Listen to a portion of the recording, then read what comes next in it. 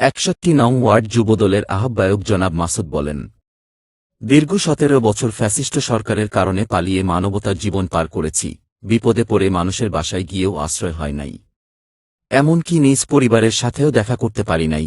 তিনি বলেন 2018 ও 2024 হাসিনার অবৈধ নির্বাচনের আন্দোলন সহ বিভিন্ন কর্মসূচি করেছিলাম, সময়টা অনেক ভয়াবহ ছিল। তিনি আরও বলেন 61 নং ওয়ার্ডের চাঁদাবাজি বন্ধে আমি এবং আমার সংগঠনের সদস্যরা অক্লান্ত পরিশ্রম করে আজ সফল। আমাদের 61 নং ওয়ার্ডে কোনো চাঁদাবাজ নাই। অন্যান্য সদস্যরা বলেন তারেক জিয়ার 31 দফার আলো এলাকার মানুষের কাছে পৌঁছে দিতে চাই। বিস্তারিত দেখুন এ আর রাসেলের রিপোর্টে। আসলে আমরা বিগত দিনে এলাকার বাইরে ছিলাম, আন্দোলন সংগ্রামে ছিলাম, ফ্যাসিস্ট হাসিনা বিরোধী প্রত্যেকটা আন্দোলন সংগ্রামে আমরা মহানগর এবং কেন্দ্রীয় ঘোষিত সকল কর্মসূচিতে অংশগ্রহণ করি। আসলে পূর্বে আপনারা জানেন একটা ফ্যাসিস্ট সরকার ছিল যারা জনগণের ভোটে নির্বাচিত হয়নি। 2014, 2018, 2024 যে ভোটগুলি হয়েছে এগুলি আসলে জনগণের ভোটে ওরা নির্বাচিত হয়নি। এরা যেইভাবে খুশি সেইভাবে দেশ পরিচালনা করছে, জনগণের উপর জগৎ পাথরের মতো বসা ছিল। প্রত্যেকটা এলাকাতে চাঁদাবাজি ছিল, সন্ত্রাসী ছিল, মাদকে অভয়ারণ্য ছিল আমাদের এই 61 নম্বর ওয়ার্ড। সেই ক্ষেত্রে আমাদের প্রথম টার্গেটটা ছিল আমরা এলাকা থেকে মাদক নির্মূল করব, এলাকা থেকে চাঁদাবাজি নির্মূল করব, সন্ত্রাসী নির্মূল করব। আমরা ইনশাল্লাহ আমাদের ঐক্য গড়ে 61 নম্বর ওয়ার্ড যুবদল আমরা প্রথম মাদক, তারপরে সন্ত্রাস এবং চাঁদাবাজ একটা একটা করে আজকে এলাকা 61 নম্বর ওয়ার্ডে খুব শান্তি শৃঙ্খলাভাবে এলাকার জনগণ বসবাস করতেছে। আমার সদস্য সচিব উনি বারবার নির্যাতিত নিপীড়িত হয়ে বারবার ফ্যাসিস্ট হাসিনার পুলিশের দ্বারা অ্যারেস্ট হয়ে রাজপথ থেকে অ্যারেস্ট হয়ে কারাবরণ করেছেন। আমার senior joint convener Mohammad Liton Howlader উনিও বারবার জেল খাটছে, নিপীড়িত হয়েছে, নির্যাতিত হয়েছে। আরিফ যুগ্ম আহ্বায়ক, এই যে জিহাদ, সে ব্যবসা করতে পারি নাই, সে ব্যবসা প্রতিষ্ঠানে এত লুকায়িত থাকার পরও তারপরও একটা মিথ্যা বানোয়াট মামলা দিয়ে তারে উঠাইয়ে নিয়ে গেছে। থেকে নিপীড়িত নির্যাতিত আমার এই জয়েন্ট কনভেনার মোহাম্মদ রুবেল হোসেন, সে ফ্যাসিস্ট সরকারের বুলেটের আঘাতে তার পিঠ একের অধিক বার আমরা নিপীড়িত নির্যাতনের শিকার হয়েছি। আমরা প্রত্যেকেই ঘর ছাড়া ছিলাম, সংসার ছাড়া ছিলাম। আমাদের দীর্ঘদিন পর্যন্ত সংসারের সাথে কোনো যোগাযোগ রাখতে পারি নাই। আমরা আমাদের স্ত্রী সন্তানদের খোঁজখবর নিতে পারি নাই।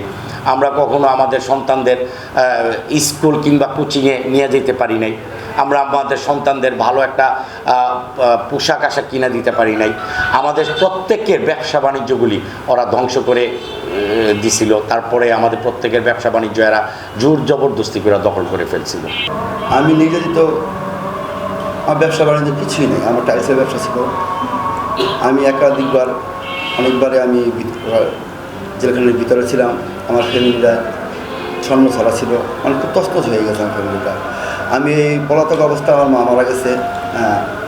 আমার শুনছে আমি অ্যারেস্ট হয়ে গেছি, র্যাবে আমাকে দেওয়া বলেছে, স্ট্রোক করে মারা গেছে।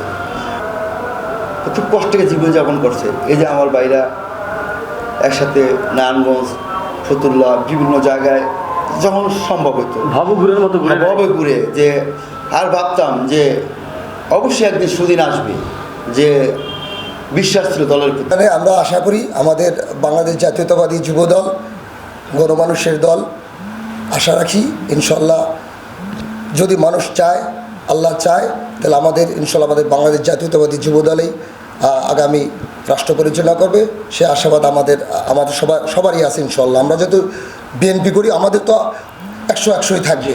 আর আমরা আশা করি সব বাংলাদেশের সকল মানুষ সেটা আশা করে। বাংলাদেশ, আগামী বাংলাদেশ এই যে ফ্যাসিস্ট হাসিনার মতো আর আমরা চাই না। কোনো মানুষ তাদের নিজের ভাষা, নিজের মত ব্যক্ত করতে পারবে না, সেই ধরনের রাষ্ট্র আমরা আর চাই না। আমরা চাই সবাই সবার মত আগামীতে সবার সামনে প্রকাশ করতে পারবে। একটা দিকে সবচেয়ে বেশি ভালো আছি যে টেনশন, পুলিশের হয়রানি, হ্যারাসমেন্ট, এগুলো ধরলে গুলি করে দিব, মেরে ফেলাতে পারে, গুম করে ফেলাতে পারে। আতঙ্ক থেকে আল্লাহর রহমতে খুব ওটা থেকে খুব ভালো আছি এখন। এটা এই জন্য আল্লাহর কাছে খুব শুকরিয়া।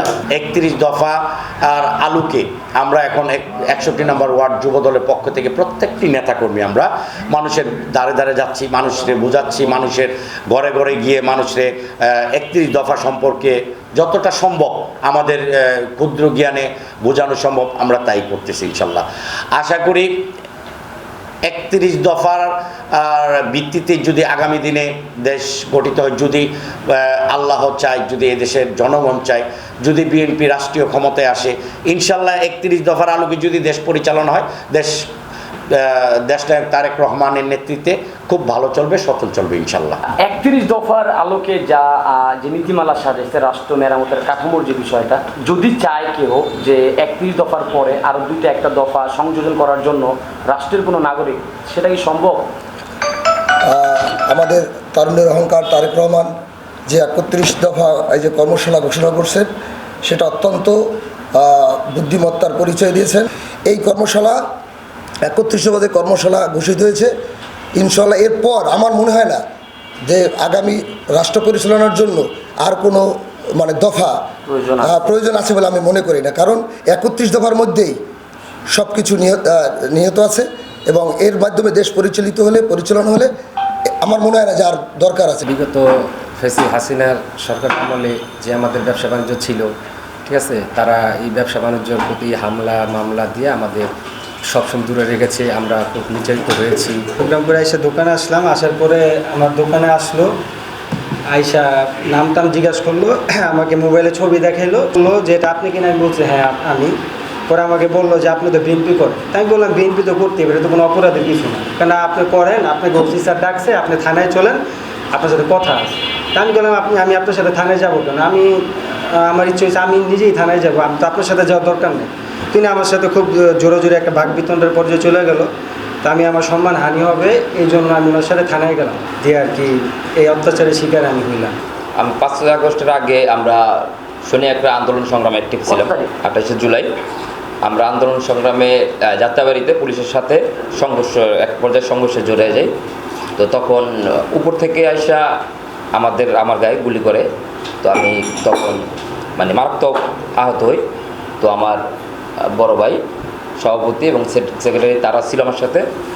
তারা আমাকে নিয়ে প্রাথমিক চিকিৎসার জন্য দেশ বাংলা হাসপাতাল নিয়ে আসে। সেখান থেকে আমি ঢাকা মেডিকেলে, আবার ওখান থেকে রেফার করে আমি ঢাকা মেডিকেল যাই। এখন আমার এখানে একটা গুলি এখনও আছে ভিতরে। হ্যাঁ, ভিতরে। তো ওই গুলিটা এখনও বের করা হয় না। আমাদের ব্যবসা বাণিজ্য ছিল, আমরা ব্যবসা বাণিজ্য তো ঠিক মতন আসতে পারিনি। রাস্তায় পুলিশের গাড়ি এক রাস্তা দিয়ে দেখছি, আরেক রাস্তা দিয়ে আমরা দৌড়িয়ে পালিয়ে গেছি। এই হাসিনা সরকারের ভয় থেকে এখন আমরা অনেকটা ভালো আছি। আমাদের মাঝে কোনো বিভেদ নাই, আমাদের মাঝে কোনো বিভেদ সৃষ্টিকারীও নাই। আমরা সবাই এক এবং ঐক্যবদ্ধ। পরিশেষে আমরা সবাই দেশনায়ক তারেক রহমান ঘোষিত 31 দফা, এই 31 দফা দাবি নিয়ে মানুষের কাছে যাচ্ছি।